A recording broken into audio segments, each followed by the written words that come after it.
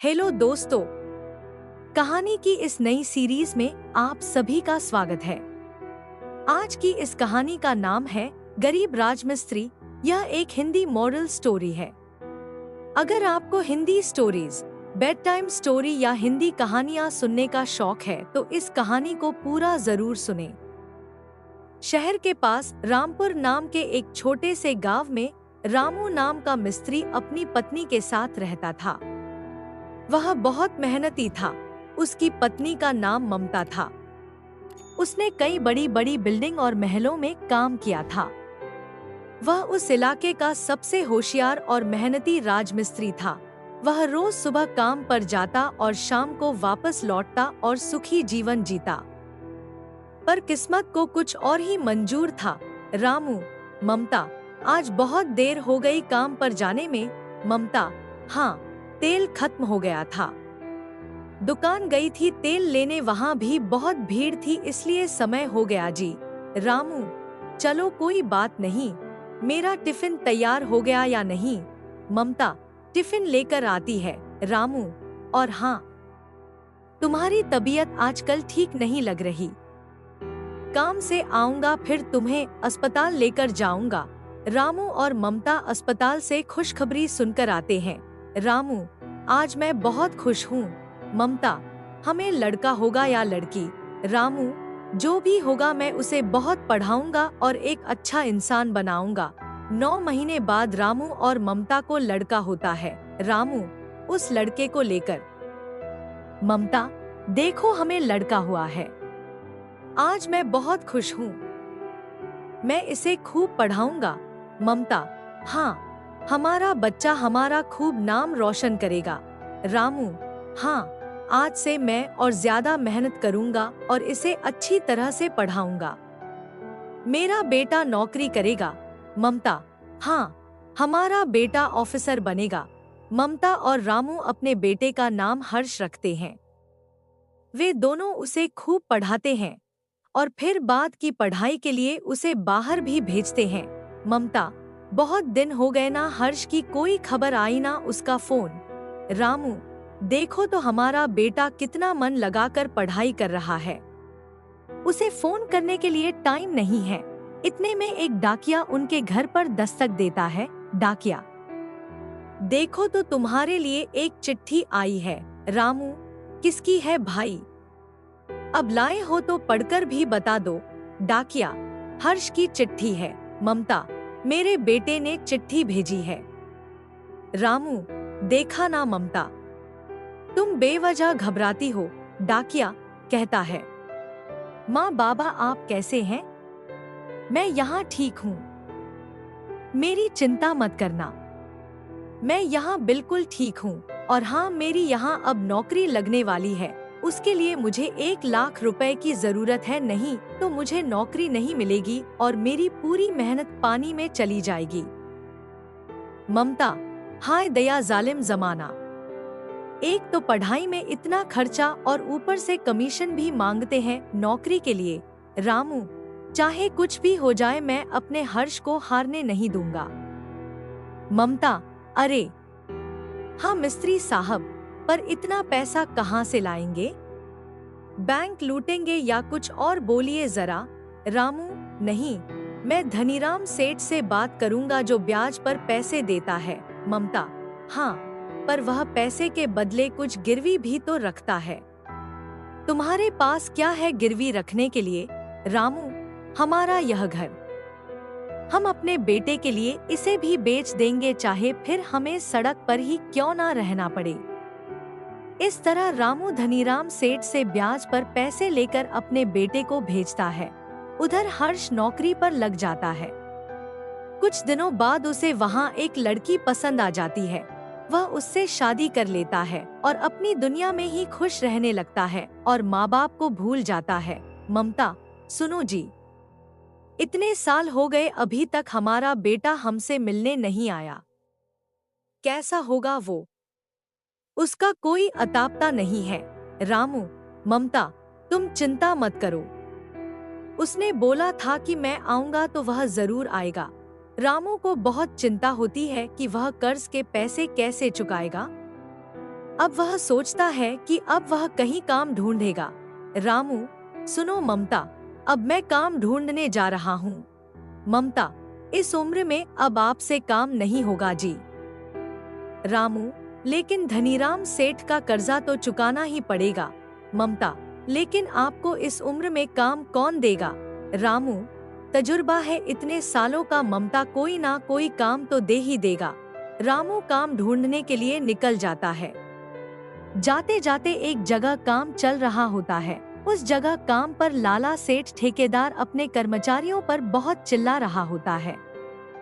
रामू, क्या हुआ साहब? लाला सेठ, अरे अब मैं तुम्हें बताकर क्या करूं? मेरा दिमाग खराब करके रखा है इन्होंने। इन्हें इस बिल्डिंग की दीवार दिल के आकार में बनाने के लिए बोला है। घर के मालिक ने 4 बार दीवार बनाकर गिरा चुके हैं। ये कमबख्त कहीं के अगर ये दिल के आकार का डिजाइन नहीं बना पाए तो बहुत बड़ा नुकसान हो जाएगा। रामू, साहब, मुझे थोड़ा बहुत तजुर्बा है, अगर बुरा ना माने तो मैं कोशिश करूं। लाला सेठ, अब इस बुढ़ापे में तू क्या सुधरेगा? चल अब कह ही रहा है तो तू भी कोशिश कर ले। रामू कर्मचारियों से, पहले इसका बेस मजबूत रखिए, बाद में सलाखें डालकर धीरे धीरे ईंटें घुमावदार बनाइए, जिससे उनका काम सही हो जाता है। लाला सेठ, रामू, तुमने आज मुझे करोड़ों के नुकसान से बचाया है। रामू, शुक्रिया साहब। लाला सेठ, बोलो तुम्हें क्या तोहफा चाहिए? रामू, साहब, मुझे कोई तोहफा नहीं चाहिए, लेकिन कोई छोटा मोटा काम मिल जाए तो आपकी बड़ी मेहरबानी होगी। लाला सेठ, तुम्हें इस उम्र में क्यों काम करना है? रामू, साहब, मैंने मेरे बेटे की पढ़ाई के लिए कर्जा लिया था, उसे चुकाने के लिए मुझे काम चाहिए। लाला सेठ, लेकिन इस उम्र में? रामू, साहब, मैं बहुत सालों से मिस्त्री का काम कर रहा हूँ, मुझे इस काम का कई सालों से तजुर्बा है। लाला सेठ, अच्छा एक काम है, अगर तुमने उसे कर दिया तो मैं मान लूंगा कि तुम्हें अच्छा तजुर्बा है। रामू, हाँ हाँ साहब, आप बताइए, मैं अपनी तरफ से पूरी कोशिश करूंगा। लाला सेठ, और हाँ, अगर यह काम तुमने कर दिया तो मैं तुम्हारा पूरा कर्जा चुका दूंगा। तो तुम कल मेरे घर आ जाओ और मैं तुम्हें वो काम बता दूंगा। रामू, जी साहब, धन्यवाद। ममता, क्या हुआ? आप इतना परेशान क्यों हो? काम नहीं मिला क्या? चलिए हम कुछ ना कुछ कर ही लेंगे। रामू, ममता, ऐसा काम मिला है जिससे हमारा पूरा कर्जा चुकता हो जाएगा। ममता, लेकिन फिर भी आप इतना परेशान हैं, और फिर आपको काम कैसा मिला है जिससे आपका सारा कर्जा एक बार में चुकता हो जाएगा? रामू, यही मैं सोच रहा हूँ, लेकिन यह तो कल सेठ के घर जाकर ही पता चलेगा। चलो अभी खाना खा लेते हैं, सुबह लाला के घर भी जाना है। ममता, हाँ ठीक है।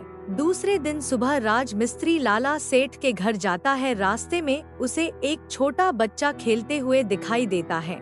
राजमिस्त्री उस बच्चे को देखकर मुस्कुराता है और दरवाजे की ओर आवाज लगाता है, रामू, साहब।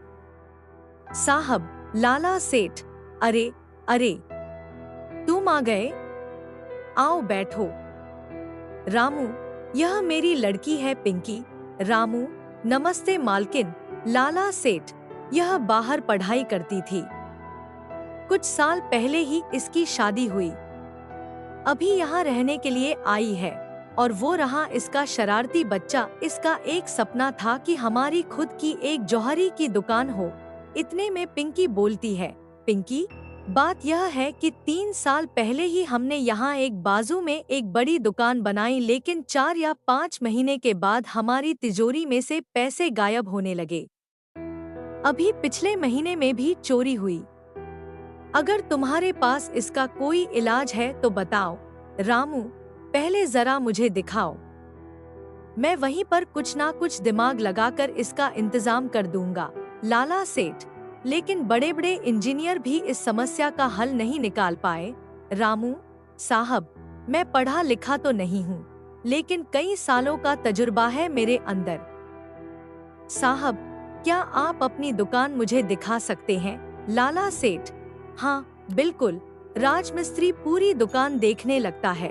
पिंकी: देखिए, यहाँ हमने पक्के से पक्का लॉकर बनाया, लेकिन फिर भी चोरी हो ही जाती है। इसका कोई उपाय है आपके पास, या हमें कोई नया घर बनाना पड़ेगा पैसा रखने के लिए? रामू थोड़ी देर सोचता है। रामू: कोई बात नहीं, ये तो बहुत आसान है। मैं अभी 5 मिनट में इस चोरी की समस्या को दूर कर देता हूँ। लाला सेठ: तुम तो ऐसे बता रहे हो जैसे बीरबल का दिमाग है तुम्हारे पास। रामू: मेरे पास बीरबल का तो दिमाग नहीं है, लेकिन मैं आपको एक तर्क की बात बताता हूँ। पिंकी: तो जल्दी बताओ। रामू: साहब, आपने अपनी दुकान की तिजोरी कोने में रखी है। अगर आप इस तिजोरी को बीचों बीच रखोगे तो इस पर सबकी नजर रहेगी। एक बार इसे इसकी जगह से हटाइए और बीच में लाकर देखिए, और उसे इस तरीके से बनाइए कि किसी को नजर न आए कि यह एक तिजोरी है। जैसे उसके ऊपर बैठने का टेबल बना दीजिए। पिंकी: विचार तो अच्छा लगा, लेकिन आप ही इसे टेबल का आकार दे दीजिएगा। लाला सेठ: अच्छा ठीक है। अगर मेरी दुकान से 6 महीनों के अंदर चोरी नहीं हुई तो मैं तुम्हारा पूरा कर्जा चुका दूंगा। रामू: ठीक है साहब। वह सब मिलकर तिजोरी का काम 5 दिन में मिलकर खत्म कर देते हैं। राजमिस्त्री काम खत्म होने के बाद घर में ही रहता है और सोचता है कि अब क्या करें। ममता: क्या सोच रहे हो? रामू: सोच रहा हूँ कि लाला के यहाँ जो काम हुआ है वो बराबर है या नहीं। अगर वहाँ चोरी हुई तो पैसे नहीं मिलेंगे, फिर हम क्या करेंगे? ममता: परेशान मत हो, जो भी होगा अच्छे के लिए होगा। लाला सेठ के काम को 8-9 महीने हो जाते हैं।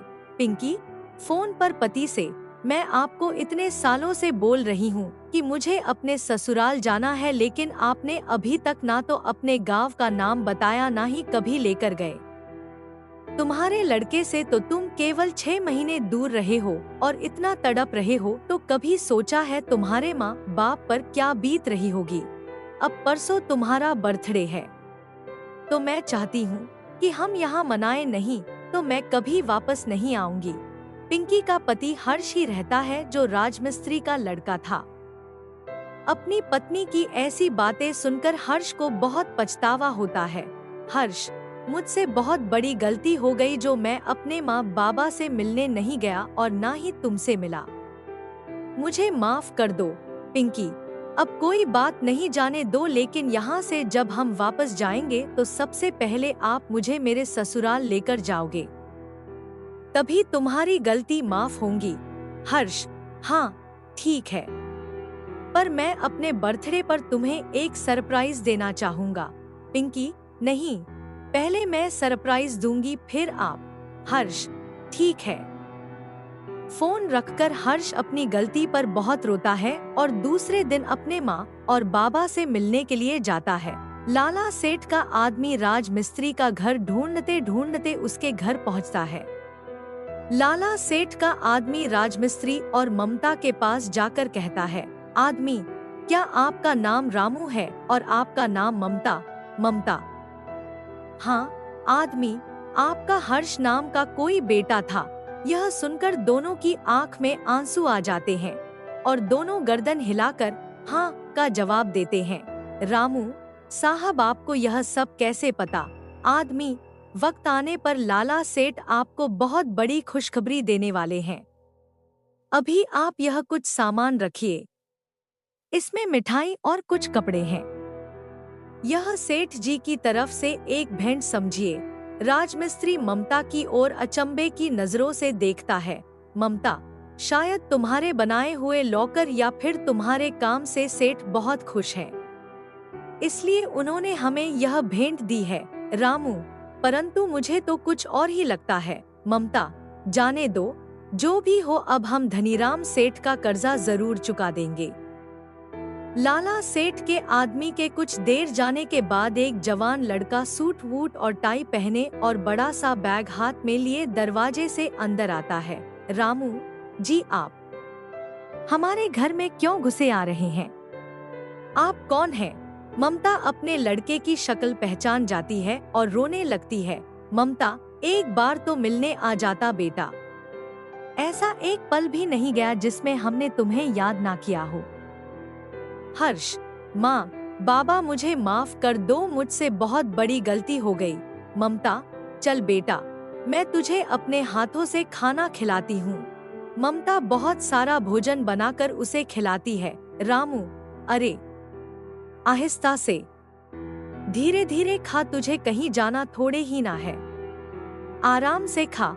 हर्ष, नहीं बाबा, मुझे अभी कहीं जाना है, लेकिन मैं पक्का कल आप दोनों को यहाँ से ले जाऊंगा।